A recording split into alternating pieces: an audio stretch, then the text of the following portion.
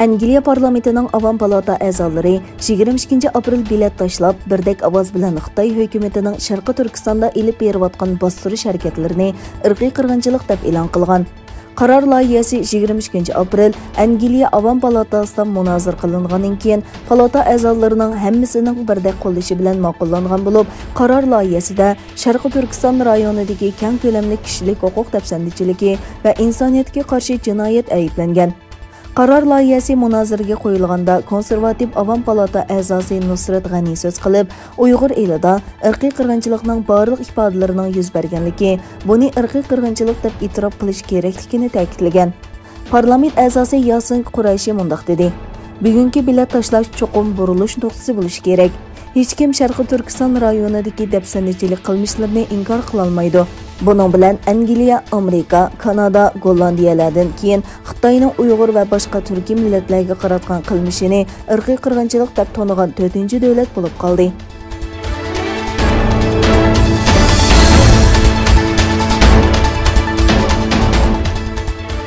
Amerika hukumati Beyjingda o'tkazilmoqchi bo'lgan 2022 yillik qishliq olimpik tanarkat musobaqasiga amaldorlarni avatmaslikka chaqirilgan.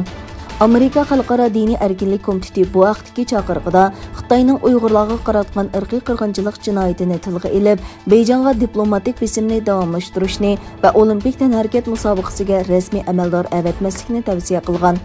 Amerika prezidenti Joe Biden hukumati bu yilning beshida amerikalik tanharakatchilarning Beyjing olimpik musobaqasiga qatnashishni to'sish plani yo'qligi haqida signal bergan. Aqsaray bayonotchisi mushu oyning beshida o'zlarining Beyjing qishliq olimpikini boykot qilishni o'ylashmaganligini bildirgan. Halbuki bir qism parlament a'zolari va faoliyatchilarning tanharakatchilar musobaqaga qatnashish, ammo hukumat vakillari yiroq turish to'g'risidagi chaqiriqi kun sari kuchaygan. Amerika Xalqaro diniy erkinlik komiteti yillik dokladida yana Washingtonni Xitoyning ba'zi organlari va amaldorlarga qaratilgan jazolarini davomlashtirishni tavsiya qilgan.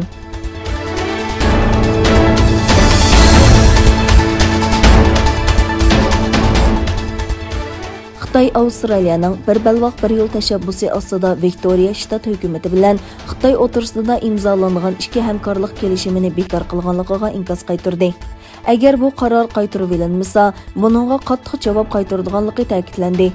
Xitoy matbuotlaridagi xabarlarga qaraganda, Tashqi ishlar ministrligining bayonotchisi Wang Yinbin Viktoriya bilan Xitoy o'tirsidagi ikki hamkorlik kelishimi bekor qilingandan keyin Avstraliyaga qattiq norozilik bildirgan. Wang Avstraliyaning qararini allaburun jiddiylashgan ikki davlat munosabatini texmi nacharlashtiradigan chekinish deb tasvirlagan.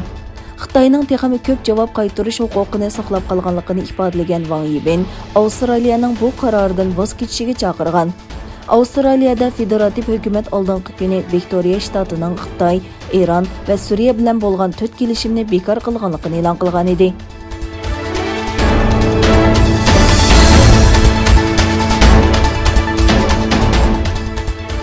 Amerika Tashqi ishlar ministrligining bayonotchisi Ned Price kundalik axborot e'lon qilish yig'inida Rossiya bilan Ukraina o'rtasidagi jiddiy vaziyat va navbatdagi vaziyatni baholadi. U Amerikaning Rossiya tarafining chegaradagi askarlarini chekindirganligi va bu sohadagi o'zgarishlar to'g'risidagi xabarlarga yaqindan diqqat qiladiganligini va ularning Ukraina doiralari bilan izchil aloqada ekanligini bayon qildi.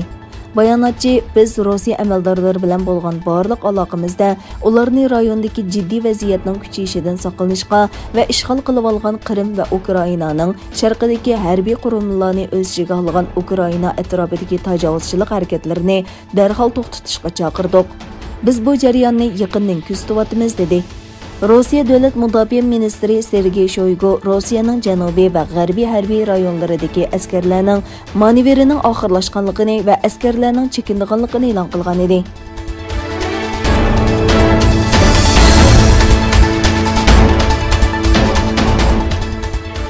Xitoy virusi yuqumi tez tarqalgan Hindistonda yaqinqi 24 soat ichida 314.835 yuqumlanuvchi bayqaldi.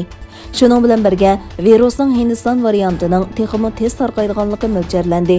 Hindistonda yaqinqi 24 soat ichida xotirlangan yangi Wuhan virusi bilan yuqumlanish soni rekord yaratdi. Səhiyyə Ministrliyi Peyşənbə günü e'lon qilgan sonliq ma'lumotga qaraganda, yaqinqi 24 soat ichida 314.835 yangi Xitoy virusi bilan yuqumlanganlar xotirlangan. 2100 dan ortiq odam qazo qilgan. ئامېرىكا جون Hopkins universitetining sonliq ma'lumotlariga qaraganda, yuqum boshlangandan buyon hech bir davlatda kunlik yuqumlanuvchi soni bundoq ko'p bo'lmagan.